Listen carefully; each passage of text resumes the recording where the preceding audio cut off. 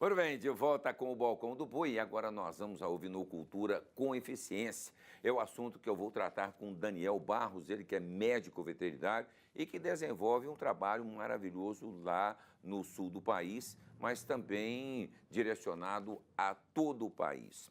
Olá, Daniel, bom dia. Muito obrigado por estar nos atendendo, compartilhando as suas experiências, o seu conhecimento aqui com o Mercado Nacional da Ovinocultura através do Balcão do Boi. Muito bom dia, Daniel. Bom dia, Devanir. Bom dia, os amigos do Balcão do Boi. Bom dia, os amigos do Canal Rural. É um prazer enorme aí estar conversando com vocês, ainda mais falando sobre ovinocultura. É um assunto extremamente interessante que nós queremos uma ovinocultura profissional. Nas suas palestras, no trabalho que você desenvolve, Daniel, você sempre bate nos 7 mandamentos de uma ovinocultura profissional.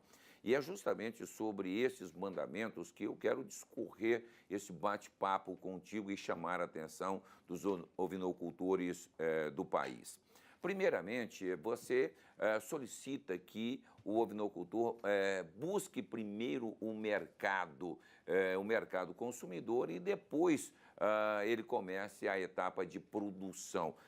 Vamos falar um pouco desse primeiro mandamento, Daniel.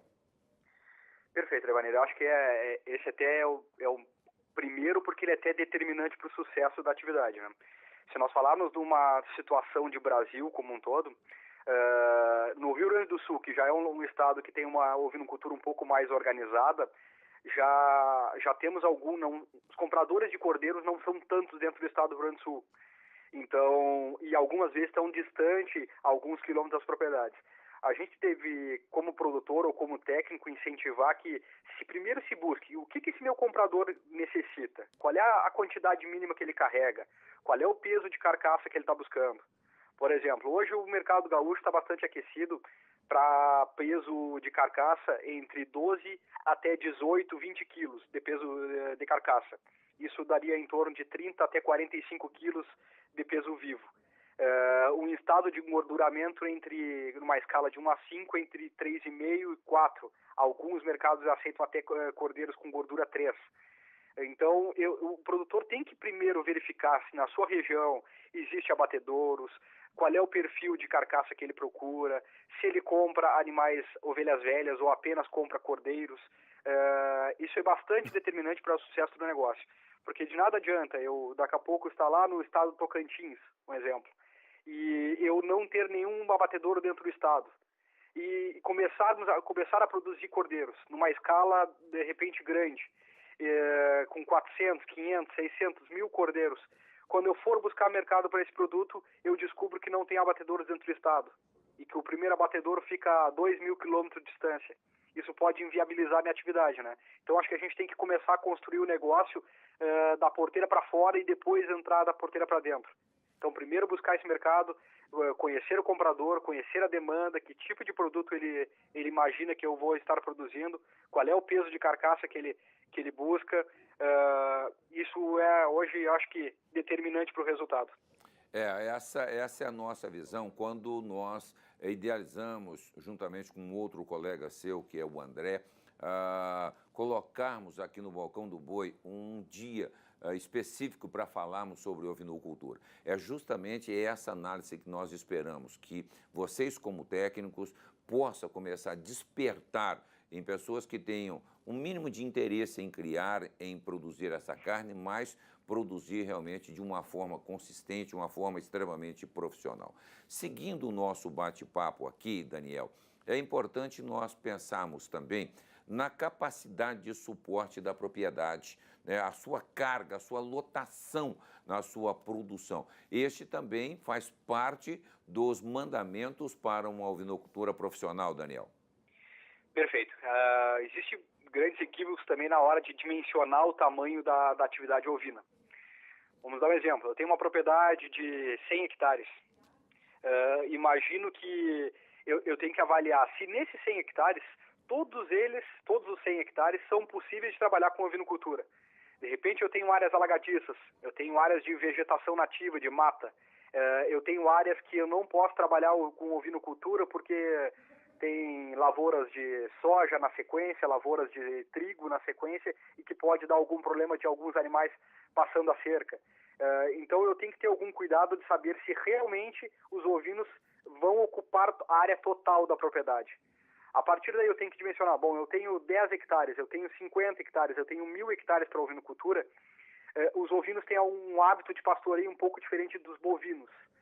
Se eu não trabalhar um pouco com subdivisão de potreiros, eu corro o risco que os ovinos se concentrem em determinadas áreas de pasto e deixem outras áreas com menor pastoreio. O que pode acarretar isso na sequência? Esse pasto, uma parte vai ter um super pastoreio e outras partes podem ter um subpastoreio, sendo prejudicial de ambas as formas. Eu vou ter um pasto envelhecendo, perdendo qualidade, entocerando em outras áreas da propriedade e posso estar até terminando, dependendo da forrageira que eu estiver trabalhando, por esse superpastoreio em alguns pontos. Também pode me levar a ter problemas sérios de verminose por concentração de ovinos muito grande em algumas áreas. E a gente também tem que pensar sempre na ovinocultura integrada com a bovinocultura. Dificilmente nós vamos ter projetos sustentáveis no médio e longo prazo com ovinocultura exclusivo em algumas áreas, por questões de verminose. Claro que o Brasil é bastante amplo, o centro-oeste brasileiro e o norte tem algumas peculiaridades que acabam que reduz um pouco a população de vermes por causa das secas que ocorrem. Já no centro-sul do Brasil, já como não tem secas regulares, acaba que podemos ter alguns problemas bem sérios de verminose, porque essa população se mantém constante e eu consigo, por adubação, por um bom manejo, muitas vezes uma carga excessiva de ovinos. Então é interessante que eu integre bovinocultura com ovinocultura. E também a diferença que tem em relação ao pastoreio, né? Os ovinos têm um hábito de pastoreio bastante diferente do bovino. Ele consegue selecionar algumas forrageiras ou algumas partes da forragem mais saborosas em detrimento de outras mais envelhecidas. O bovino, como já faz um pastoreio mais amplo, que ele não consegue selecionar tanto o seu dossel forrageiro, ele acaba fazendo uma limpeza melhor da área. O que acontece com isso? Com o passar do tempo, se eu não tiver um bovino ou até uma roçadeira na sequência, eu posso estar envelhecendo meu pasto, porque o ovino vai estar consumindo sempre aquela forragem nova e deixando aquela forragem mais velha para trás. Bom, falamos então dessa questão da lotação da propriedade, é muito importante. Lembrando que para manter contato com o Daniel também pode conhecer o trabalho dele, né, através da sua página que está aí, Guarda Nova, Facebook/Guarda Nova, tá bom? Vamos seguindo aqui o nosso bate-papo, Daniel, e vamos falar agora de produção que vai viabilizar o comércio formal. Como é que o produtor pode se preparar para essa escala e atender a produção formal, Daniel? Talvez esse seja um dos maiores entraves, né? Temos números oficiais bastante divergentes aí em relação à realidade, né? Mas estima-se que no mínimo de 70% até 90% do abate de ovinos hoje seja de forma informal, ou seja, não passa por fiscalização municipal, estadual ou federal. Dependendo da escala que o produtor tiver dentro da propriedade, praticamente também viabiliza esse comércio da forma formal, porque eu não consigo viabilizar fretes. Vamos dar um exemplo. Eu tenho um frigorífico que fica distante 300 quilômetros da propriedade. Eu tenho um custo de frete de R$7. Então eu tenho um custo de frete para 300 quilômetros de R$2.100. Se eu tiver uma carga de cordeiros de apenas 10 cordeiros, que tenha hoje o valor de R$3.000, eu tenho quase 50% do valor mais de 50% do valor do produto em frete. Apenas no frete de ida. Nem falando ainda do frete depois de carcaça, de distribuição para o comércio. Então isso praticamente inviabiliza o comércio formal. Eu tenho que ter uma escala mínima de produção que viabilize que um frigorífico que esteja distante 500, 600, 1.000 quilômetros possa fazer essa carga. Isso não significa dizer que os pequenos produtores estão fora desse negócio de ovinocultura. Pelo contrário, a ovinocultura hoje está dentro da pequena e média propriedade.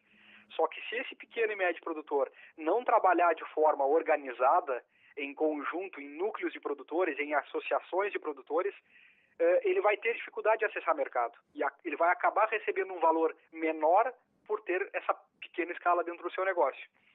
Então, eu não imagino escalas aí menores do que 100, 120 animais.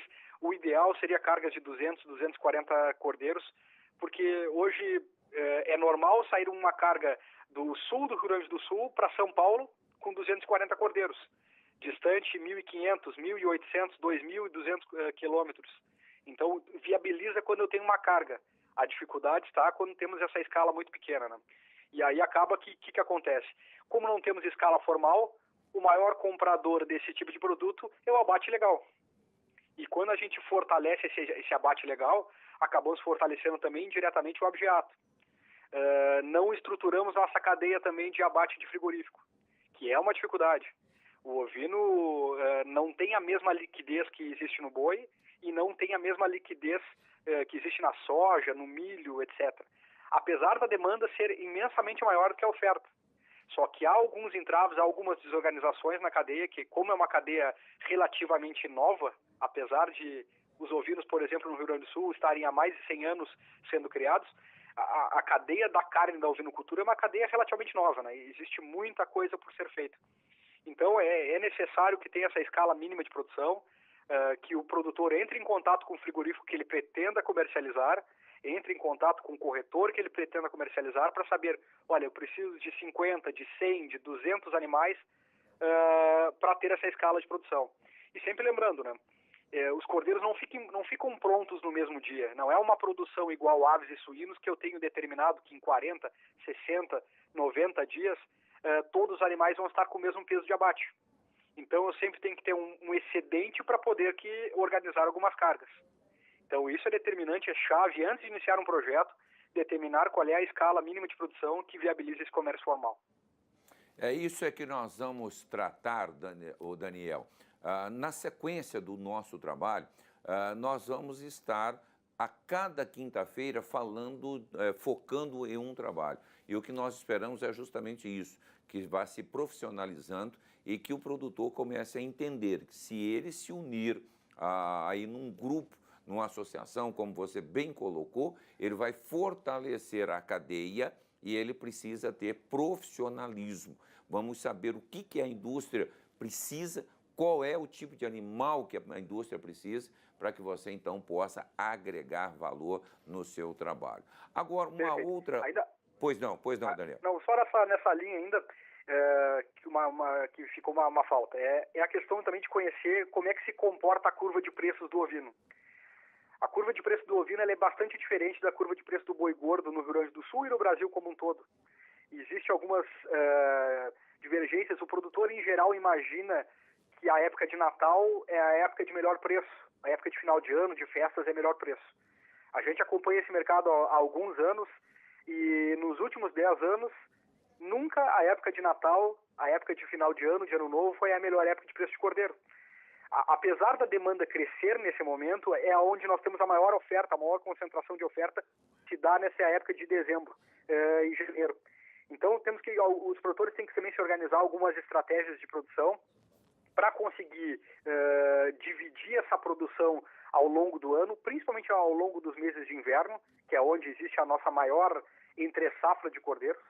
A entre-safra de cordeiros hoje no Brasil, ou no Rio Grande do Sul, principalmente, que é quem abastece boa parte do mercado brasileiro, inicia a partir de final de abril e se estende até início de novembro. Então é uma entre-safra bastante longa e que geralmente se dá com a safra de bois também do mercado gaúcho. Não com a safra de bois do mercado nacional, mas com a safra de bois do mercado gaúcho. Para ter uma ideia, hoje nós estamos com o preço do cordeiro em torno de 60% acima do preço do boi gordo. Isso dá um diferencial competitivo bastante interessante, bastante importante. Isso falando em mercado gaúcho. Se formos a São Paulo, Mato Grosso do Sul, vamos a um preço de cordeiro praticamente a 100%, até mais de 100% acima do preço do boi gordo. Se nós tivéssemos o preço do cordeiro ao mesmo preço do boi gordo, já seria mais interessante trabalhar com ovinocultura pela conversão alimentar, pelo potencial de produção por hectare que a ovinocultura dá em relação ao boi. Mas mesmo assim, temos um potencial, um mercado que hoje já está entre 50% e 100% de ágio em cima do boi gordo. Isso nos faz que tem um potencial enorme a ovinocultura para crescer no Brasil como um todo. Tá certo. Agora, nós temos uma preocupação também, Daniel, com a questão do modismo. Né? O produtor muitas vezes vai começar a criar, porque eu acho essa raça bonita ou aquilo, ou porque o meu amigo me diz que essa é a boa, que dá um bom resultado. Nós precisamos entender também e definir bem essa questão da raça, do cruzamento que será feito, do animal que vai se adaptar melhor ao meio ambiente, à sua região, né? Esse é um ponto extremamente importante dentro do planejamento, não é mesmo? Sem dúvida, sem dúvida. Nós temos uma infinidade, o Brasil tem uma diversidade de ambientes e uma diversidade de raças da mesma forma. E isso é muito bom, eu ter essa diversidade de raças, porque dentro de um mesmo estado, ou até muitas vezes dentro de uma mesma propriedade, eu tenho mais de um ambiente. O que nós devemos buscar? Devemos buscar raças adaptadas ao ambiente e ao mercado que ela está localizada. Um exemplo, nós temos uma indústria relativamente organizada na parte de produção de lã na metade sul do Rio Grande do Sul, o que faz com que essa metade sul do Rio Grande do Sul consiga produzir lã e carne no mesmo animal de uma forma bastante competitiva. Estamos com um mercado bastante interessante para lãs finas. Hoje, lã merina chega a mais de R$30 o quilo da lã, um animal que produz aí 3, 4, 5, 6 quilos de lã, muitas vezes uma matriz produz anualmente. Raça Ideal, que é outra raça de produção de lãs finas, também com preços acima de R$20 o quilo da lã. Raça Corredale, que também tem uma raça de lãs de boa qualidade, em torno de R$10, R$12 o quilo. Então eu consigo, onde eu tenho um mercado organizado de lãs, trabalhar com raças de duplo propósito, que são raças Merina, Corredale, Ideal, Ronen March. Em outros ambientes, metade norte do Rio Grande do Sul para cima, já temos um mercado não tão organizado para a questão lameira. Então, talvez não seria tão interessante trabalhar com essas raças a partir da metade do centro do Rio Grande do Sul em direção ao norte do Brasil. A partir daí, o que a gente tem que buscar? Bons animais dentro das raças. Raças adaptadas ao ambiente. Não adianta buscarmos raças que muitas vezes são importadas de outros ambientes, onde temos uma condição não pastoril, por exemplo. Pegamos animais muito produtivos, porém com uma alimentação muitas vezes conservada a partir apenas de sistemas confinados. Quando o produtor imagina que vai fazer uma produção semiárida, por exemplo. Não há ligação, eu não fiz seleção nesses animais para esse determinado ambiente. Então, acho que a gente tem que buscar qual é o ambiente que eu estou inserido. Bom, eu estou inserido num ambiente que tem ótima disponibilidade forrageira, com alta qualidade. Então, eu consigo trabalhar com uma raça que responde, que tem alto potencial de ganho de peso.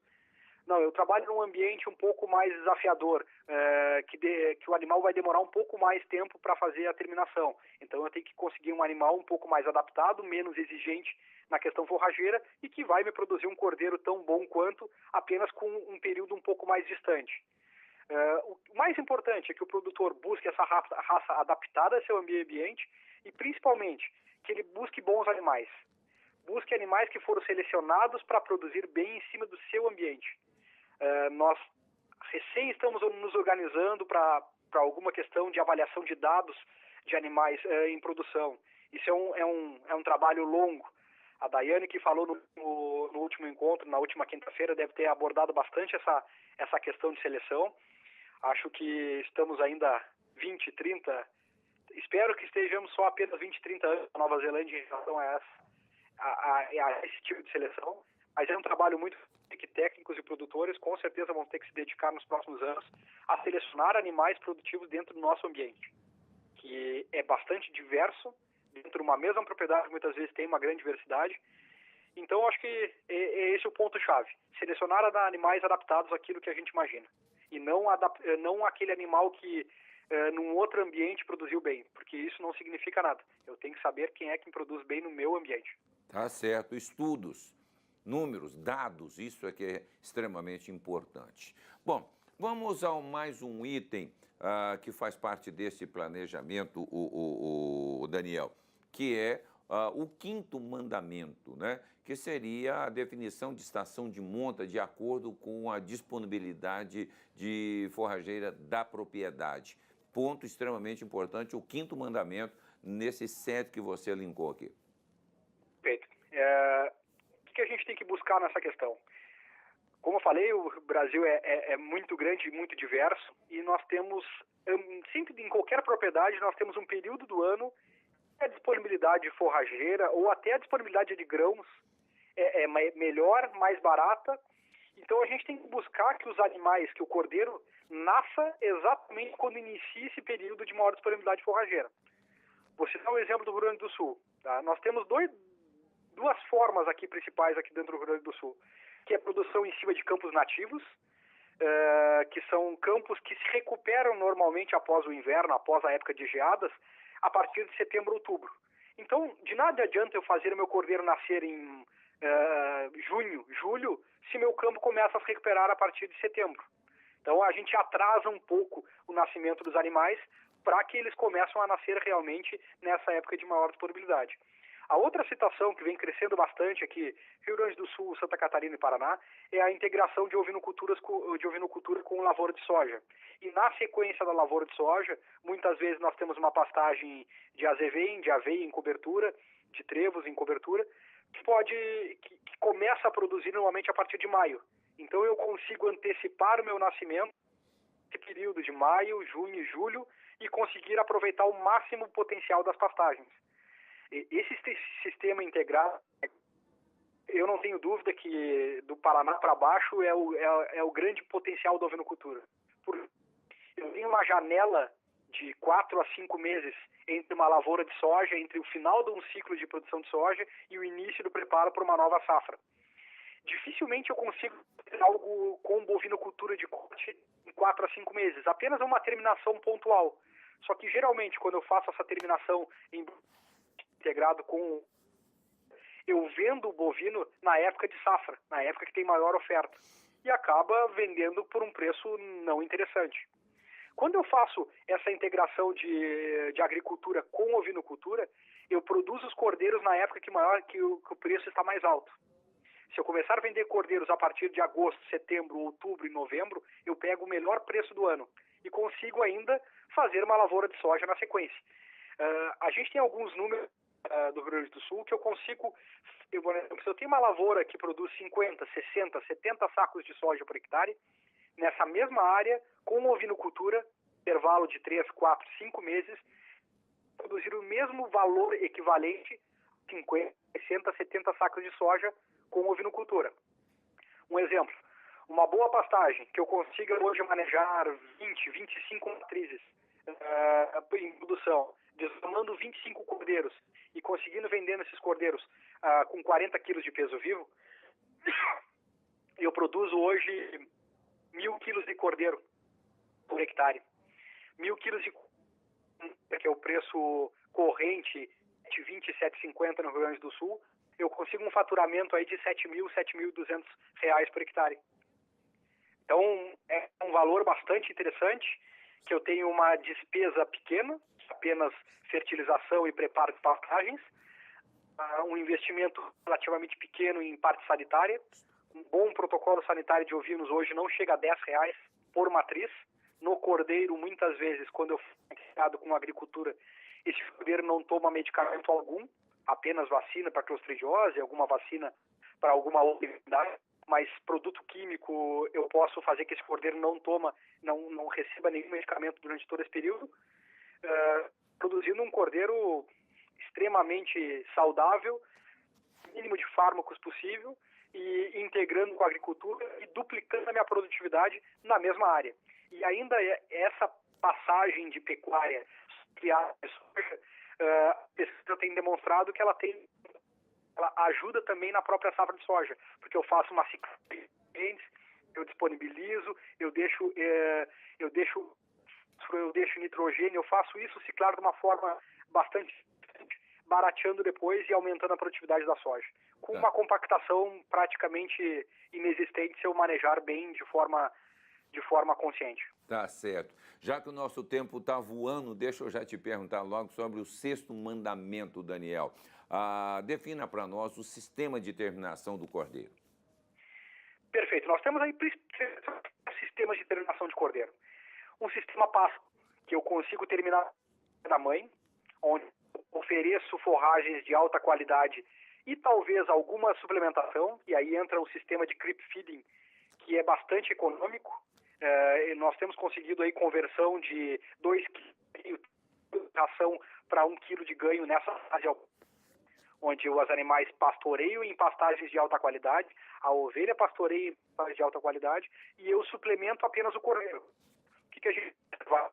A matriz produzir leite, para esse leite engordar o cordeiro, é algo extremamente caro. Então eu faço o caminho. O sistema de creep feeding serve apenas ofereça para o meu cordeiro e não ofereça para a matriz. A matriz fica num sistema somente pastoril, bastante barato. Dependendo se que eu estivesse trabalhando, a gente consegue cordeiros prontos para abate entre 90 e 150 dias. Isso faz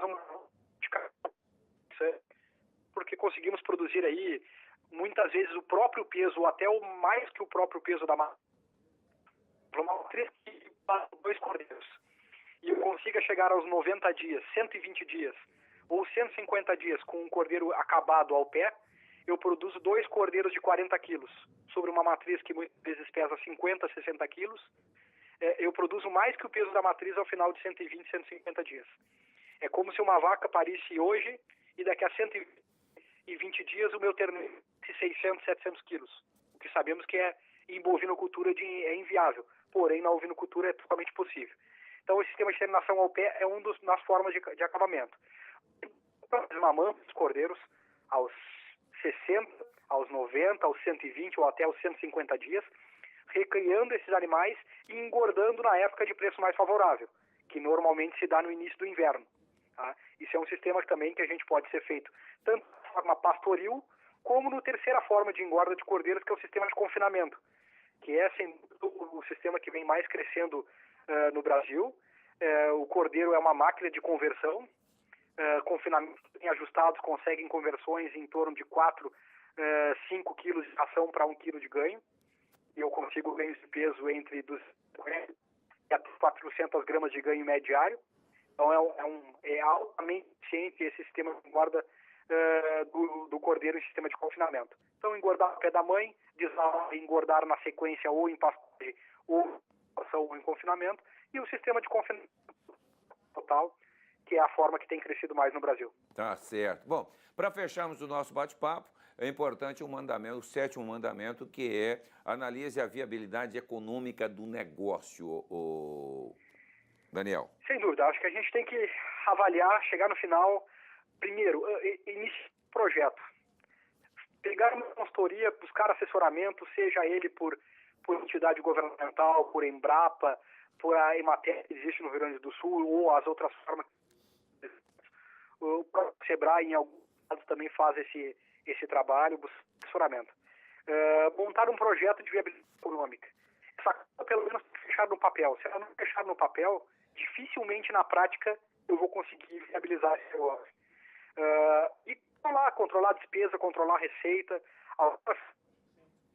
Aqui no Rio Grande do Sul, como os ovinos são utilizados para consumo dentro da propriedade, acontece que o proprietário ele não contabiliza a receita do abate para consumo da família, para funcionários, como receita. E acaba que não enxerga aquela receita da ovinocultura. E diz no final do sistema que a ovinocultura não foi um bom negócio. Mas muitas vezes abateu ao longo do ano 50, 100, 200 animais. Se eu for ao mercado e comprar essa carne para abastecer tanto a família como funcionários, eu estaria investindo um valor bastante importante. Então eu tenho que avaliar como receita também aqueles animais que eu consumo dentro do meu negócio. Fazer levantamento, distribuir por cento de custo, se eu tenho bovinocultura, ovinocultura e lavoura, distribuir as despesas dentro de cada cento de custo e avaliar de forma isolada cada um desses negócios. Eu tenho certeza que quem fazer essas avaliações vai ter uma surpresa bastante grata com a ovinocultura, porque ela, pela unidade de área que ela ocupa dentro do negócio, dentro da propriedade, ela é, dentro das atividades pecuárias, praticamente imbatível e com um potencial de crescimento muito grande. Não tenha dúvida. Daniel, eu quero te agradecer imensamente a sua participação. Nós teremos semanalmente a participação de um técnico, porque nós estamos trazendo, então, informações profissionais e técnicas para alavancar a ovinocultura em todo o país. O Daniel citou algumas raças, alguns trabalhos relacionados ao Rio Grande do Sul, Paraná e Santa Catarina, mas entendemos que a forma com que ele colocou os 7 mandamentos que ele nos apresentou aqui hoje encaixa em todo o sistema produtivo nacional. Então, quero aqui fazer um agradecimento. Nós te esperamos uma vez por mês. Você terá aqui um espaço para nosso bate-papo e esclarecer todo esse trabalho. Então, muito obrigado, Daniel. Sucesso a você, bons negócios e, principalmente, sucesso à ovinocultura nacional. Um grande abraço, um abraço a todos os amigos e, com certeza, uma vez por mês estaremos aí trazendo um pouco de informação para desenvolver a ovinocultura nacional. Tá certo, muito obrigado. E transmita ao Leonardo Veloso, da Cabanha La Colmena, o nosso abraço muito carinhoso e obrigado sempre pela audiência e a parceria conosco. Eu falei com o Daniel Barros, ele que é profissional da ovinocultura, palestrante, médico veterinário, enfim, com todo o seu conhecimento, o seu know-how, é um dos palestrantes também do Sebrae Rio Grande do Sul, destacando aí a importância e a grandeza da ovinocultura. Bom, nós vamos a um breve intervalo comercial, mas você não saia daí. Na sequência, o Adriano Rubio vai estar aqui conosco, batendo um papo falando das ações do trabalho profissional da pecuária moderna. Não saia daí, rapidinho estaremos de volta.